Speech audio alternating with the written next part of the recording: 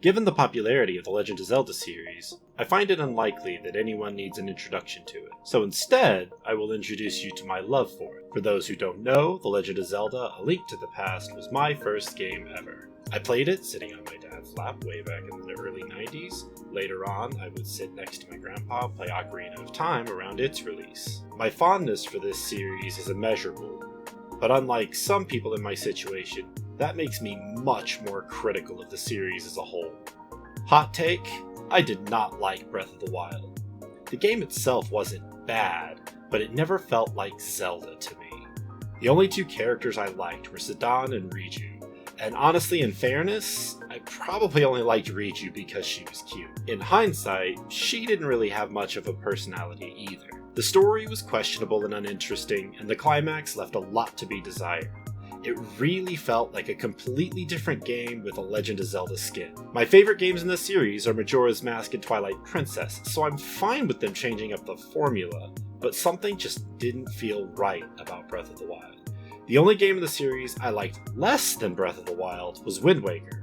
Another hot take, I'm sure you'll let me know. The number one thing I always said about Breath of the Wild was that if the next game was this with a better story, I would fanboy over it like there was no tomorrow. This review will explain, in as much detail as I can, while remaining as spoiler-free as possible, all of my feelings about this game, and whether or not it was the true successor I was looking for.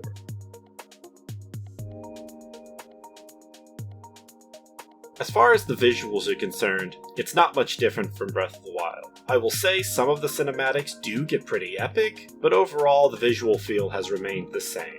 It's all cel-shaded so that its graphics age better, and honestly, it works well for the style of game they created here. In the open world, there's nothing done in incredible detail other than the dragons. One thing I will say is that the view from the skies definitely gives scope to the massive world, and free-falling from miles in the air and just taking in the view does have its appeal. The ancient Zonai architecture is neat, and the new Zonai enemies are interesting, even if they do get pretty bland after a while. The graphics quality and feel of the game I put at a low 7. They are definitely above average, but the fact that very few things have changed since Breath of the Wild does take away from it.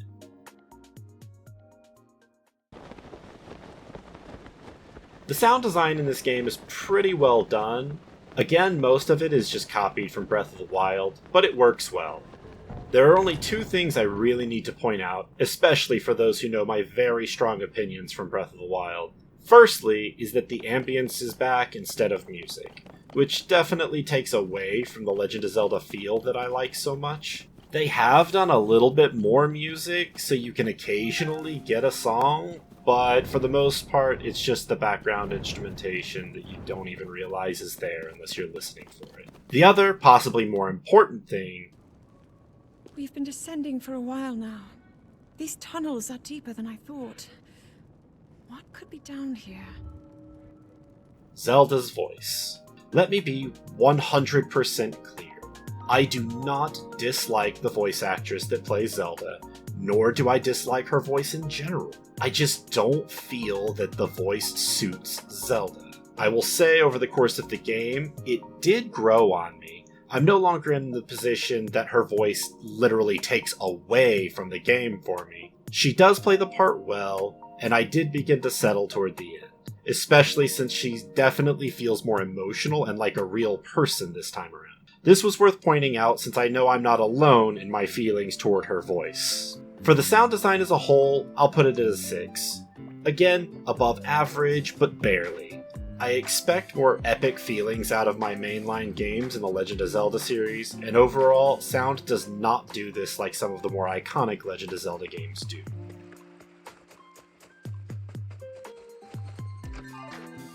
Okay, here we are at the most important section for most people. There will be minor spoilers here, as it's impossible to talk about the gameplay without talking about the powers. If you loved Breath of the Wild for its gameplay, you'll most likely love this game even more. All of the things we loved before are back, with new abilities this time. As for the main abilities, you have Ultrahand, Fuse, Ascend, and recall. You can get a fifth one later called Autobuild, but to my knowledge, it's optional. One big note is that these 5 abilities have no cooldown. Just wanted to throw that out there so you knew it while I talked about them.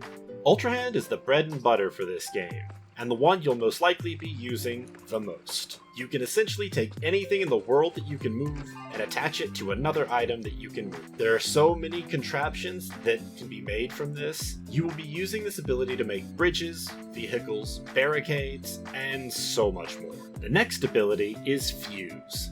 Similar to Ultrahand, you're just combining 2 items. However, with this ability, you're making new weapons. You can take any weapon that hasn't already been fused and attach things to it. This can be just about anything, from boulders to monster parts to even other weapons. You haven't lived until you've stabbed a monster with a long spear.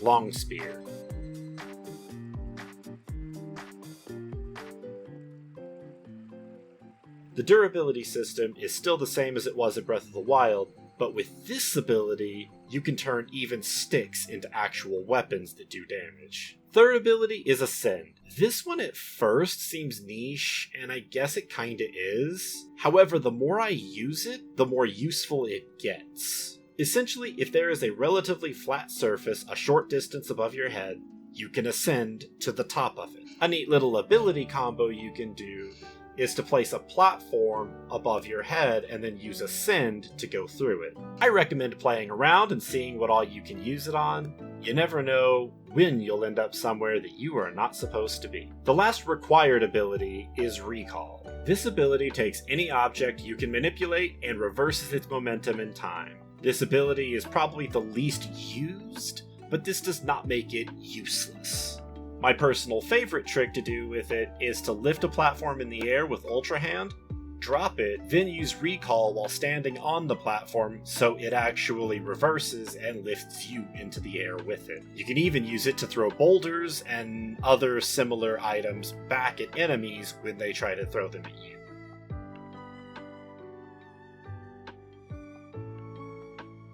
The fifth ability you can get is Autobuild. It is an ability you have to find on your own, though the story does guide you if you follow it. I did test it, and you can retrieve the ability as soon as you get your paraglider, though it does require that you know ahead of time where to go. This ability is exactly what it sounds like.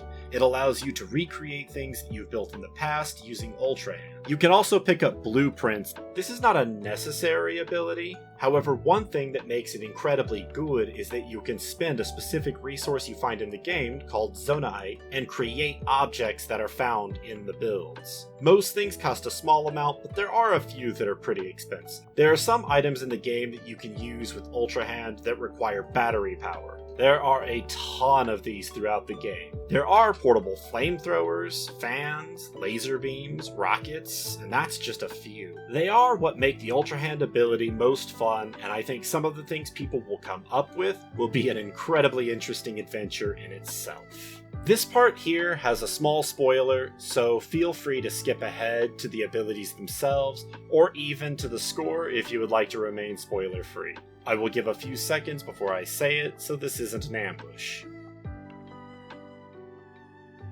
There are a few other abilities you get in the game, very similar to Breath of the Wild, although Nintendo doubled down on making Link kind of useless. In the last game, you were granted abilities from each of the champions, and it felt like you were at least using it on your own. In this game, when you complete an area, you are granted a phantom version of the sages that help you get through the temples, and you can use their abilities on a short cooldown by approaching this phantom avatar and pressing the A button. I'm very mixed on these, as on one hand, I like the idea that you're gaining allies for the final battle, and they are helping you. On the other hand though, it does sometimes give a sense that Link is literally only there because he's the only one who uses the Master Sword. That being said, here are the abilities. The Sage of Water provides a bubble around Link that can absorb a single hit. It does have a cap on the damage it can absorb, as I have been one-shot through it, though I have not done extensive testing to see exactly what it is. The secondary, and arguably better use for it, is when you're surrounded by the bubble, you can perform a melee attack, and you'll send a wave of water that does damage to enemies in front of you. This will be pretty useful in several areas. The Sage of Fire provides essentially a giant bowling ball. I'm not joking. Your Goron friend spins in a ball, you point him in the direction he needs to go, and let him loose. This is useful for destroying rocks and setting enemies on fire.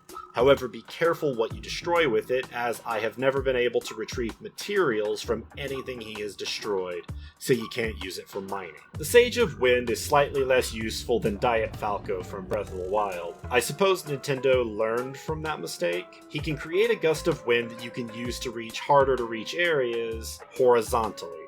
You cannot use this ability vertically. You can, however, use this ability mid-air. The Sage of Lightning's ability is simultaneously the best and most useless of all the abilities. You can channel lightning in an area, which increases in size over time, and when you fire an arrow in that area, lightning strikes it. It's really strong and has a decent area of effect, but requires arrows as a resource cost. The damage it does makes it incredible. However, the time it takes, and being the only ability with a resource cost, does take away considerably. The Sage of Spirits ability is a relatively big spoiler, so again, I'll give a few seconds for you to skip ahead. The Sage of Spirit is one of the new characters introduced, and is an interesting one to say the least. Her power is that she's a robot, a literal mech that follows you around, that you can attach weapons to, and even ride. It's honestly not a great ability, as it has several drawbacks, most importantly being battery consumption. You can just let her run around and do her own thing, and this does not cost battery power. As for the rest of the game, it's very similar to Breath of the Wild, but in the best ways. There are tons of things to explore, and many different ways to play the game. As of the time I am writing this, I do believe that completing the story is required to defeat Ganondorf. However, I have not had the opportunity to test this myself, and will update this if I am incorrect. I do think this does take away a little bit from the freedom, but it does have a redeeming feature that I will talk about later. As for gameplay, there is no score other than 10 that I can give. It is everything that was fun about Breath of the Wild, and dialed up even further. This was so much fun to play, and I can't wait to explore even more than I already have. I literally already started a new game almost immediately after beating it, this time for exploration rather than a review play.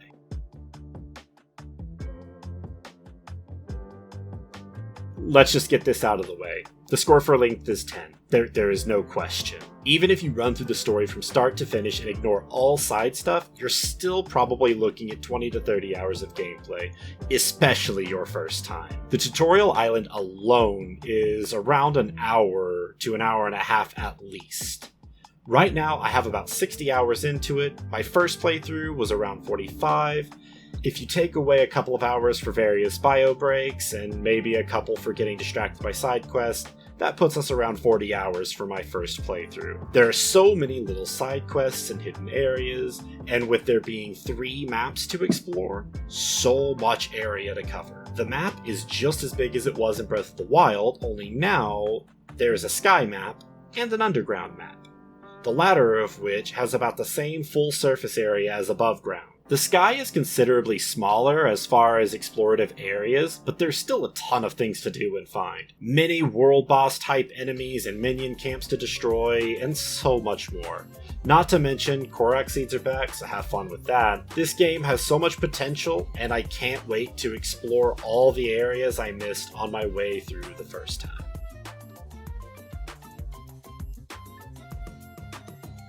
Okay, the moment of truth. Is the story what I hoped for? Absolutely. Tears of the Kingdom has one of the most exciting and gripping stories from a game I've played in many years, and it approaches the top of even most Legend of Zeldas.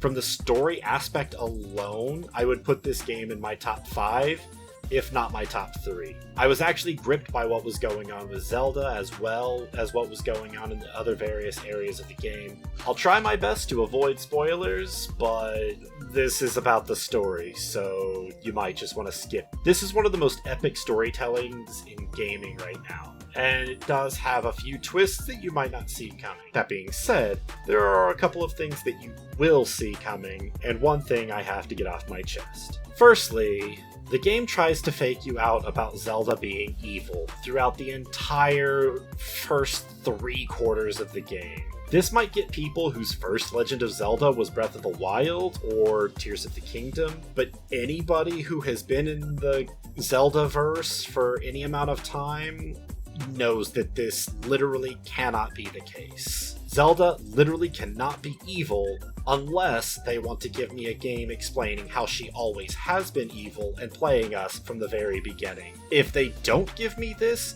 I'll never accept this as a twist. I never believed for a second that she was evil, and thought the whole thing was kind of a waste of time. Secondly, all 4 cinematics in each area are the exact same, with a few words swapped out. This is insulting. There are many, many ways that they could have gone about this and still made it interesting, but not copy and pasting the same cinematic in every area. Thankfully, this is but one small piece of the story, but it still upsets me. It doesn't affect the grand plot in the background, just reminds us all that the sages are NPCs. That last complaint aside, this was still one of the most thrilling and emotionally jarring stories that has ever come out of Hyrule. I almost cried at one point of the game because of a certain sacrifice that was made. It was heartbreaking. And then I actually did cry during one of the last cinematics because of a specific resolution of one of the storylines. Call me a baby or whatever, but it was incredibly emotional for me. So with all that being said, I actually have to give the game a 9 here. I don't want to because I loved the story so much, but I can't let my bias get in the way of the issues that it obviously had.